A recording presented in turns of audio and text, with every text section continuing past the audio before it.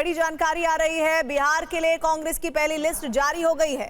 कांग्रेस ने 48 उम्मीदवारों का ऐलान किया है। कुटुंबा से राजेश राम और कदवा से शकील अहमद बने हैं उम्मीदवार।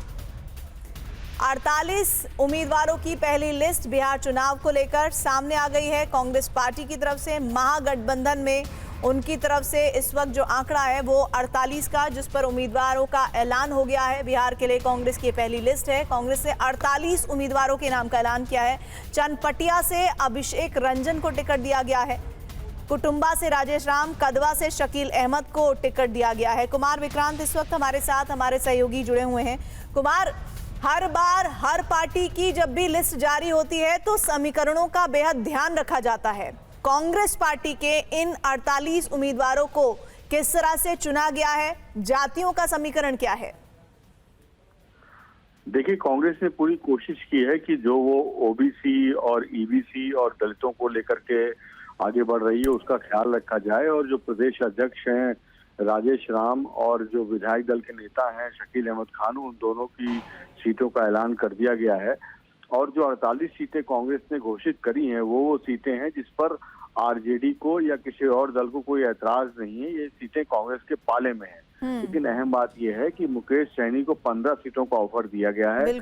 और मुकेश सैनी मान जाते हैं तो फिर ये महागठबंधन कल हो सकता है कि कल सुबह एक प्रेस कॉन्फ्रेंस की जाए और सबकी सीटों की घोषणा कर दी जाए। लेकिन कांग्रेस ने आखिरकार 48 सीटों की पहली सूची जारी कर दी है और तमाम नेताओं को ये कह दिया गया है कि आप कल अपना नामांकन कर दीजिए।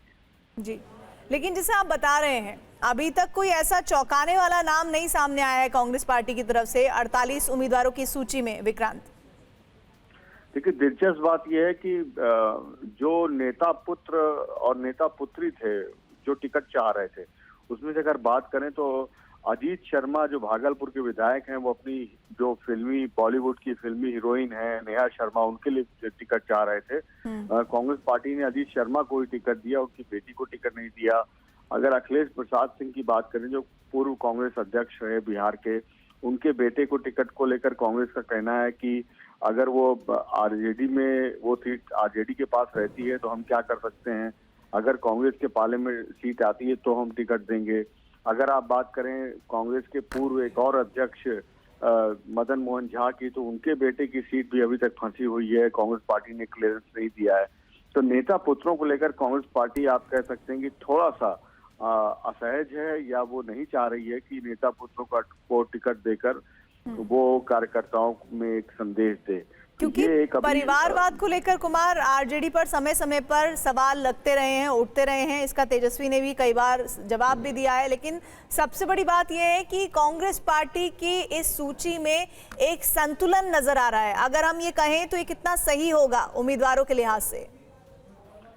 देखिए, अभी 48 सीटें कांग्रेस ने जारी करी हैं, इसका विश्लेषण करना होगा कि जिस तरीके से राहुल गांधी राहुल गांधी ये कहते आए हैं कि जो एमवाई समीकरण है यानी यादव और मुस्लिम समीकरण है उसके जरिए सिर्फ तेजस्वी सरकार नहीं बना सकते।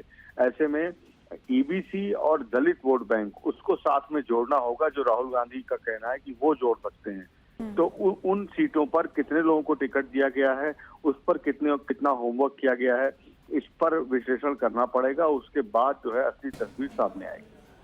तो कुमार विक्रांत हमारे सहयोगी इस वक्त बता रहे हैं। देखिए, इस वक्त जो बड़ी खबर बिहार की सियासत से आ रही है, चुनाव का वक्त है। कांग्रेस पार्टी ने पहली सूची जारी की है।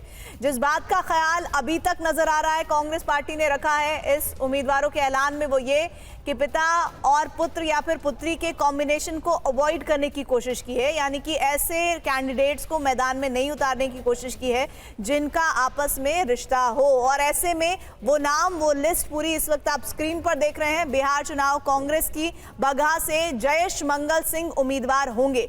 लेकिन अभी तो ये पहली सूची है कुमार विक्रांत, अगली सूची जो आनी है उसमें क्या कुछ फेरबदल या फिर कुछ नया देखने को मिल सकता है? वो कौन सी सीट्स हैं जिन पर पेच फंसा होने की गुंजाइश है और उस पर बहुत सावधानी के साथ कांग्रेस रणनीति बनाकर आगे बढ़ेगी?